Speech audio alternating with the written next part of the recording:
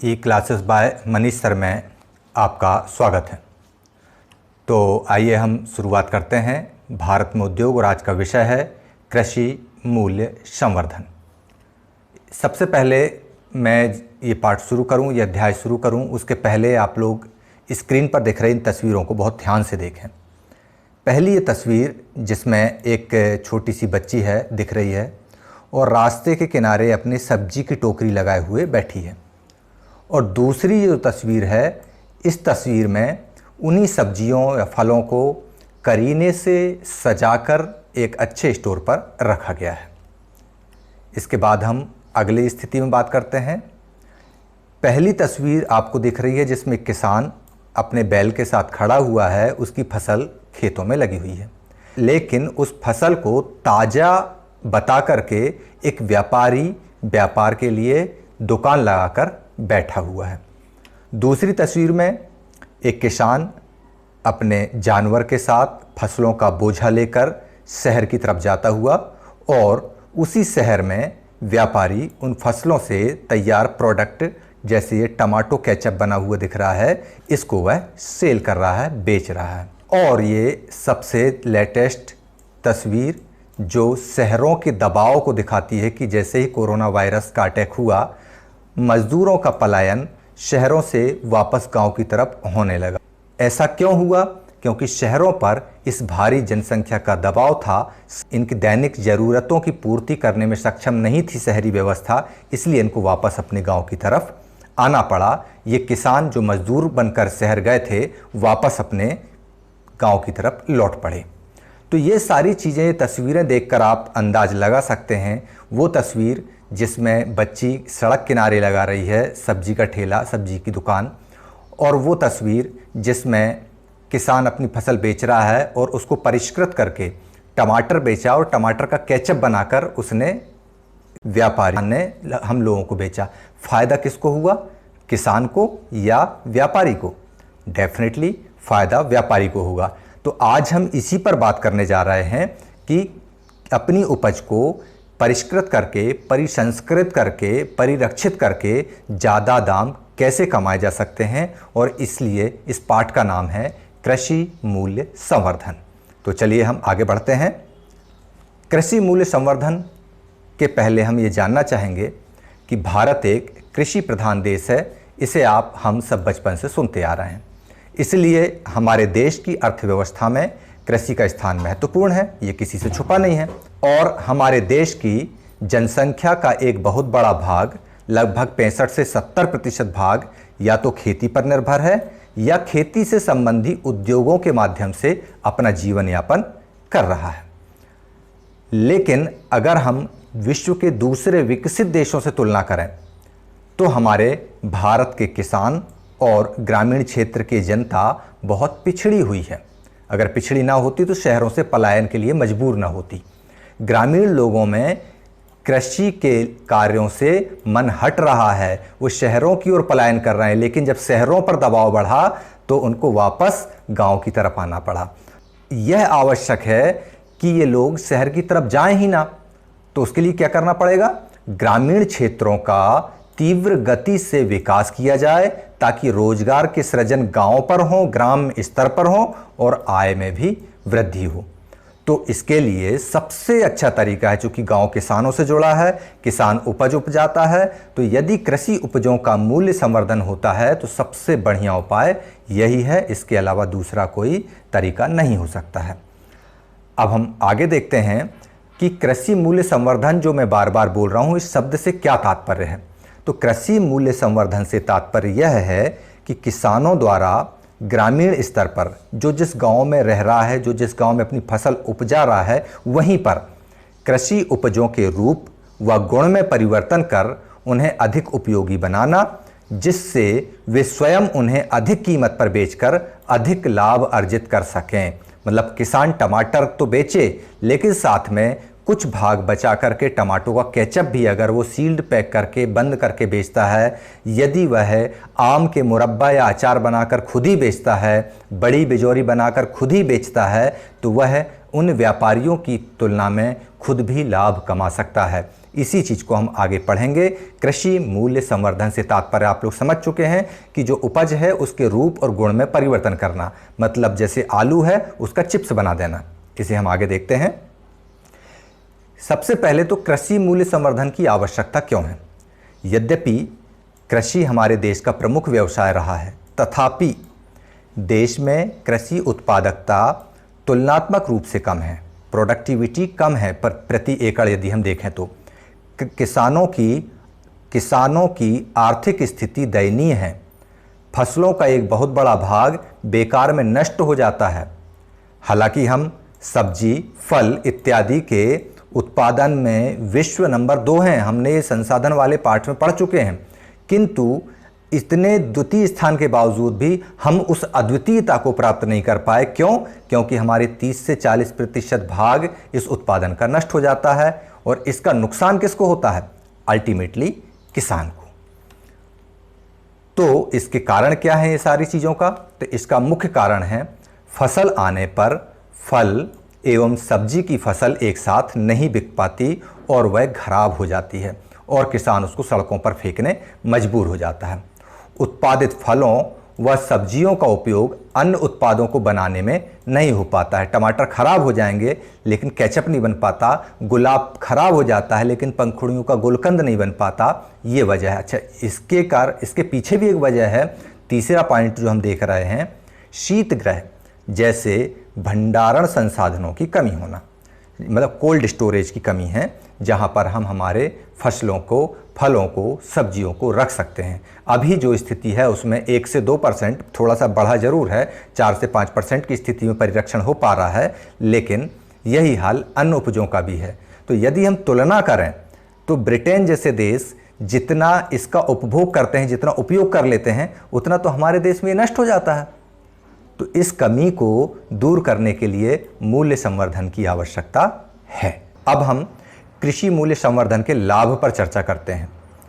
तो पहले अगर हम देखें कि हमारे देश के किसानों को आर्थिक विकास हेतु कृषि मूल्य संवर्धन सर्वथा अनुकूल उपाय है। मतलब इसके अलावा कोई और ज़्यादा अभी ऐसा उपाय नहीं है। प्रत्यक्ष में भविष्य में आ जाए तो नहीं कह सकते, लेकिन आज की स्थिति में कृषि मूल्य संवर्धन से बेहतर कोई उपाय नहीं है। इसके लाभ क्या है ये हम देखते हैं। तो पहला लाभ है अधिक मूल्य की प्राप्ति। फसलों की गुणवत्ता के आधार पर उपजों के कुछ भाग को उनके रंग, रूप, गुण और स्वाद में परिवर्तन करके लाभ कमा सकते हैं। जैसे आलू है, आलू को हटा के उसका चिप्स बनाया जा सकता है। आलू के बाजार भाव 20 रुपये किलो है, जबकि चिप्स जो है 200 रुपये किलो मिलता है। 25 रुपये दर्जन मिलने वाले केले के चिप्स अगर बनाए जाएं तो वह 250 रुपये का किलो हो जाता है। तो ये स्थिति होती है। दूसरा लाभ है मध्यस्थों के स्थान पर किसानों को सीधा लाभ। अभी क्या होता है, किसान जो है अपनी फसल को लाद कर लेकर जैसे तैसे व्यवस्था करके शहर लेके आता है। शहर में बैठा हुआ व्यापारी क्या करता है, किसान को कम कीमत अदा करता है और खुद उसको परिष्कृत करके, उसको मूल्य संवर्धित करके और अधिक लाभ कमाता है।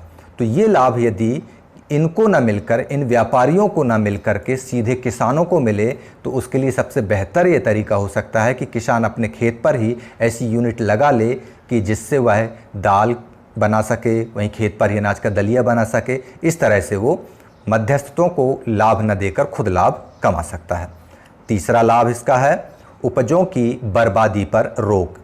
सभी मौसम में हमारे यहाँ पर फसल होती है, उपज होती है और भरपूर होती है, लेकिन अधिक उत्पादन होता है तो कीमत कम प्राप्त होती है। कई बार हम समाचारों में सुनते हैं कि प्याज व्यापारियों ने सड़कों पर प्याज फेंक दी। क्यों? 50 पैसे रुपये किलो, 50 पैसे किलो, रुपया किलो उनकी फसल बिकती है। टमाटर और भट्टे के दाम नहीं मिल पाते सही समय पर, और हम अचानक बाद में ये सुनते हैं कि टमाटर के रेट 60 रुपये किलो हो गए, प्याज के रेट 150 रुपये किलो हो गए। 50 पैसे रुपये किलो वाली प्याज 150 रुपये किलो हो जाती है, लेकिन उसका लाभ 150 रुपये किलो का लाभ किसान को नहीं मिलता। उसको मिलता है जिसने अपना कोल्ड स्टोरेज बनाकर रखा है, उसको स्टोर करके रखा हुआ है।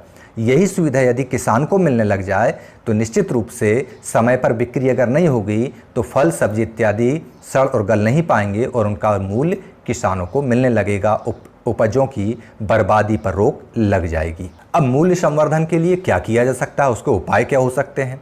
तो सबसे बढ़िया चीज़ जो बताई जा रही है, नंबर 1, आटा एवं दलिया बनाना। मोटे अनाज जैसे गेहूँ, ज्वार, बाजरा, मक्का आदि की कीमत मूल रूप से कितनी होगी? बहुत कम होती है। 14 रुपये किलो गेहूँ, ज्वार बाजरा 20, 22, 25 रुपये किलो ज़्यादा से ज़्यादा। लेकिन इनका आटा या दलिया या सूजी तैयार करके जब हम बेचते हैं तो उनकी कीमत दोगुनी से भी ज़्यादा हो जाती है। ऐसी स्थिति में खेतों पर ही दलिया आदि उत्पादन हेतु परियोजना स्थापित की जा सकती है। दूसरा हम देखते हैं बड़ी एवं बिजौरी बनाना। मूंग और चने की मुख्य फसल के साथ साथ खेतों से भूरा कुम्हड़ा हम हासिल कर लिए और घर पर ही बड़ी बिजौरी बना लिए। हमारे घरों में ये अक्सर बनाया जाता है। यदि इसको हम या हमारे किसान भाई व्यापारिक स्तर पर इसका उत्पादन करने लगें तो अधिक लाभ कमा सकते हैं। पापड़ बना सकते हैं दालों के, आलू के, मक्का, ज्वार, आम इत्यादि साबूदाने के पापड़ बनाकर उनका उद्योग स्थापित कर लाभ कमाया जा सकता है। चौथा, गुलकंद बनाया जा सकता है। गुलाबों की फूलों की खेती आजकल हो रही है। गुलाब के फूल जल्दी खराब हो जाते हैं तो उनकी पंखुड़ियों से गुलकंद बनाकर लाभ हासिल कर सकते हैं। आंवला, अदरक, अजवाइन, खजूर आदि में नींबू का रस मिला करके हम क्या कर सकते हैं? माउथ फ्रेशनर बना सकते हैं। तो कृषि के मूल्य संवर्धन के लिए और भी उपाय हैं, जैसे दूध से मक्खन, घी, पनीर बनाकर मूल्य संवर्धित करना, सेवइयाँ बनाना, भाजियों को, टमाटर, मूली को हम लोग सुखा लेते हैं। प्राचीन समय में, पुराने समय में हम हमारी दादी लोग को देखते हैं वो सुखाकर रख लिया करती थी। तो ऐसे ही हम इनको सुखाकर बाद में खाने योग्य बना सकते हैं। मान लो आज चने की भाजी का सीज़न है, उसको सुखा के रख लिया, आने वाले टाइम में वो महंगी मिल सकती तो उसको सूखी रहेगी, सुरक्षित रहेगी, उसका उपयोग कर सकते हैं और उसको बेच भी सकते हैं। चिप्स है, सॉस है, केचप, अचार, जैम, जेली, मुरब्बा, बहुत सारी चीज़ें हैं जिनको बना करके किसान लाभ प्राप्त कर सकता है। इन तस्वीरों में आप देख रहे हैं कि किस तरह से मक्खन, पनीर, टमाटर का केचप, मुरब्बा, सब्जियां सुखाई गई हैं, ये दिख रही हैं आपको। आम का पना रस शरबत बनाया, अचार, जेली, जैम, ये सारी चीज़ें हम घर में बहुत कम लागत में तैयार कर सकते हैं। हमारे किसान भाई इनको तैयार कर सकते हैं। अब कृषि मूल्य संवर्धन के लिए सुझावों पर अगर हम चर्चा करें तो इसमें क्या दिक्कत आ सकती है? किसान ये सारी चीज़ें कर सकता है, लेकिन इन उपायों के क्रियान्वयन और मूल्य संवर्धित उत्पादों के विपणन मतलब व्यापार के लिए ग्रामीण क्षेत्रों में ना तो धन की स्थिति है, ना शिक्षा है, ना प्रशिक्षण है, ना प्रबंधन है। तो इन सब को पूरा करके किसानों को कृषि मूल्य संवर्धन हेतु सक्षम बनाया जा सकता है। उन उपायों को पूरा करने जिनकी हम पहले चर्चा कर सकते हैं कि चिप्स बनाना है लेकिन कैसे बनाना है, जेली बनाना है कैसे बनाना है, इनके लिए हम काम कर सकते हैं। तो इसके लिए प्रमुख सुझाव हैं। पहला है कृषकों को मूल्य संवर्धन हेतु संबंधित जानकारी उपलब्ध कराना। कृषि मूल्य संवर्धन केंद्रों की स्थापना की जाना बहुत अच्छा विकल्प हो सकता है। इन कृषि मूल्य संवर्धन केंद्रों से हमको ये जानकारी मिल सकती है कि किसान जो उपज निकाल रहे हैं उनका मूल्य संवर्धन किस तरह किया जा सकता है, मूल्य संवर्धन के सहायक तत्व क्या क्या होंगे, हम जो प्रोडक्ट बनाएंगे, हमारे किसान जो प्रोडक्ट बनाएंगे उसके लिए बाज़ार कहाँ मिलेगा, उसके लिए वित्तीय सहायता कहाँ से मिलेगी, ये सुझाव हो सकता है। दूसरा सुझाव जो है वो ये है कि आवश्यक प्रशिक्षण की व्यवस्था करना।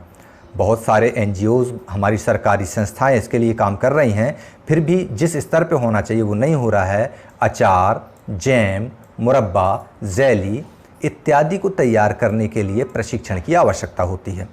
इसलिए आवश्यकता होती है क्योंकि प्रशिक्षण से हमको इनकी गुणवत्ता बनाए रखने में मदद मिलती है और इनको लंबे समय तक सुरक्षित रख सकने के उपायों की जानकारी मिलती है।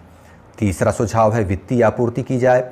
मूल्य संवर्धन के क्रियान्वयन के लिए पहली ज़रूरत होती है पैसे की, और वो पैसा कहाँ से मिले, इसके लिए या तो ऋण मिले या फिर सहकारिता हो, मतलब लोन लिया जा सकता है। और ये शासन द्वारा वित्तीय सहायता हेतु ईमानदारी से प्रयास अगर किए जाएं तो कृषकों को विधिवत और आसानी से वित्तीय आपूर्ति हो सकती है। अब इसके बाद हम अगले बिंदु पर बात करते हैं। चौथा, तकनीकी सहायता उपलब्ध कराना। तकनीकी सहायता कैसी? हमने प्रोडक्ट बना लिया, सारी चीज़ें कर ली, अब वो गंज में पड़ी हुई है। अब उस गंज से निकाल के उसको कैसे, खुला तो बेचेंगे नहीं, तो उसको बेचने के लिए हमको चाहिए पैकिंग, हमको चाहिए सीलिंग, उनके उत्पाद की फ्रेशनेस बनी रहे, इसके लिए हमको तकनीकी रूप से प्रशिक्षित होना पड़ेगा। अगला है विपणन व्यवस्था एवं प्रचार प्रसार। अब हमने पैकिंग कर ली, प्रोडक्ट बना लिया, मूल्य संवर्धित उत्पाद हमारे सामने आ गए, अब हम क्या उसको सिर पर लेकर खुद ही बेचने निकलेंगे? नहीं, ऐसा नहीं होना चाहिए। जिस तरह से बड़ी बड़ी कंपनियां, बहुराष्ट्रीय कंपनियां अपने महंगे प्रचार प्रसार, बड़े बड़े हीरोज़ को लेके आती हैं, वो उनके आगे किसानों का टिक पाना बहुत कठिन कार्य है। तो ऐसी स्थिति में क्या करना चाहिए? सरकार द्वारा यह व्यवस्था की जानी चाहिए। और एक उपचार और किया जा सकता है कि सरकार ग्रामीण क्षेत्रों में ही किसान के जो बच्चे शिक्षित हैं या जो बच्चे करना चाहते हैं विपणन इत्यादि का कार्य, उनके लिए विपणन तथा प्रचार प्रसार हेतु कोर्स डिजाइन किया जाना चाहिए, जिससे किसान के बच्चे ही किसानों द्वारा मूल्य संवर्धित किए गए उत्पादों को बाजार में मार्केटिंग कर सके और किसानों को उसका पूरा पूरा लाभ मिल सके। तो आप लोग इसको बहुत अच्छे से अब समझ चुके होंगे कि किस प्रकार से कृषि उत्पादों का मूल्य संवर्धित करके ग्रामीण एवं गांवों का उन्नयन किया जा सकता है, उनको उद्योगशील बनाया जा सकता है।